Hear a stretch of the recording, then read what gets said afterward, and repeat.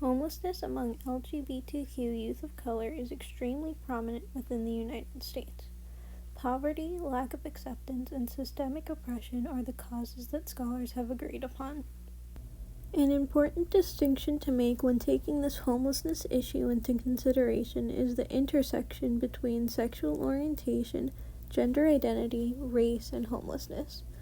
When a young person identifies with multiple minority statuses, they are more likely to face systematic struggles that lead to issues related to homelessness, such as discrimination in the foster care system and a higher likelihood to be driven to criminalized activities for survival. The unique experiences LGBTQ youth of color face are incredibly important when looking for solutions to this issue. Scholars agree that the only way to solve, or at least aid LGBTQ youth of color homelessness is to be specific in the legislation and rules regarding youth homelessness and out-of-home care. The unique experiences they face, as stated previously, are important to take into consideration. Michelle Page, a scholar on the issue, believes that the issue with the Runaway and Homeless Youth Act, RHYA, is that it doesn't specifically include youth at risk of homelessness, such as LGBTQ youth and youth of color, and therefore the act allows these young people to fall through the cracks of the legislation and be overlooked.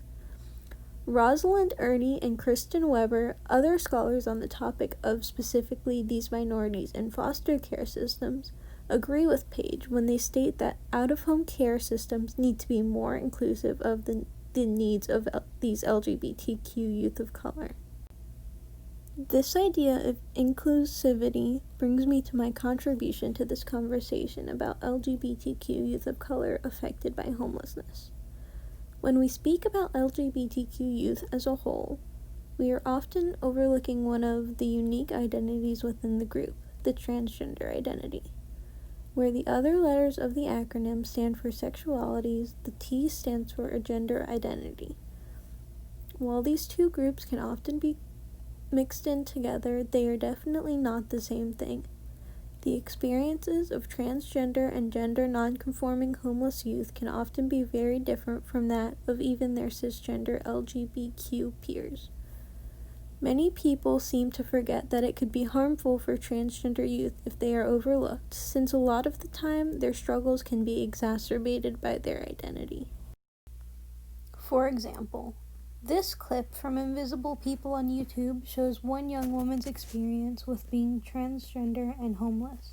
I feel like me being homeless is just putting me more down because I can't do nothing for myself, because not only because I'm trans, and that's not an excuse, but it's other people in the world that don't give me a chance to express myself or to give me that credibility to move on of the life that we're in.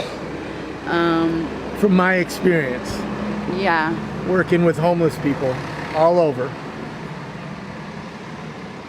homelessness is horrible, but people that identify LGBTQ, trans, are doubly persecuted. Yes, and because they look at him as a label, and I'm tired of being looked as a label. And every time I'm looking down on myself, it's either like, okay, what am I doing wrong to get myself where I need to go?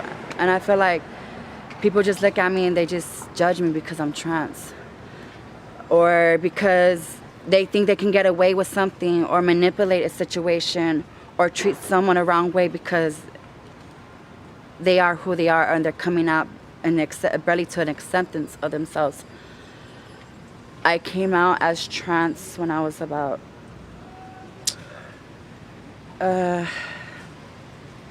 young. I was 16 and a half, going on 17. And from right there, just my life just started changing, just all around. As you can see, being transgender has really affected this young woman's life. It is the reason she is homeless in the first place, and one of the reasons she can't get a job or find a place to live.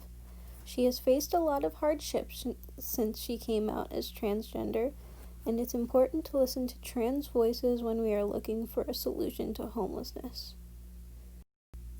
This graphic from True Colors United shows the median percent of LGBTQ youth who are homeless and have a reported history of certain issues they have faced, such as bullying, abuse, sexual exploitation, and justice system involvement.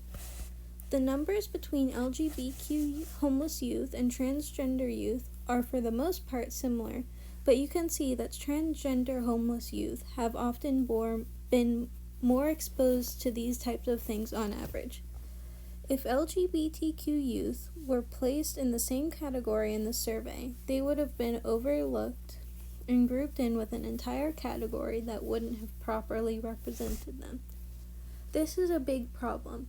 How many other surveys, how much more research has been done where the transgender community has been completely ignored and their unique voices have been overshadowed? In conclusion, it is so important that when talking about LGBTQ youth of color homelessness, we make the distinction between LGBTQ youth and transgender youth. Oftentimes, the homeless transgender community faces more exacerbated struggles than their cisgender peers, and sometimes deal with completely different issues.